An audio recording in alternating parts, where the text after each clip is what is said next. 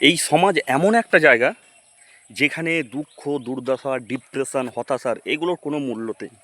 এগুলোর কেউ মূল্য দিতেই চায় না। কখনো যদি কেউ কোনো ডিপ্রেশনের কথা কাউকে বলে, দুঃখ দুর্দশার কথা বলে, তাহলে সমাজের লোকজন ভাবে ও ব্যাটা নাটক করছে। হ্যাঁ, সে যখন বলবে, যেই পিছনে হবে বলতে শুরু করবে ও নাটক করছে। অথচ সেই ব্যক্তিটাই যখন এই হতাশার কারণে, ডিপ্রেশনের কারণে সুসাইড করে, তখন এই সমাজের লোকগুলোই এসে আফসোস করে। আফসোস করে কি বলে জানেন? ইস, একবারও আমাদেরকে জানালো না। হ্যাঁ, এটাই সমাজ আমাদের।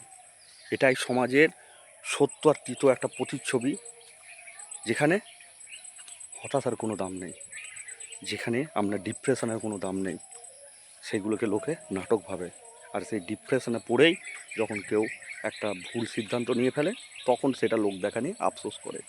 এটাই সমাজের দুমুখ, এটাই সমাজের লোকের দ্বিমুখ ব্যবহার।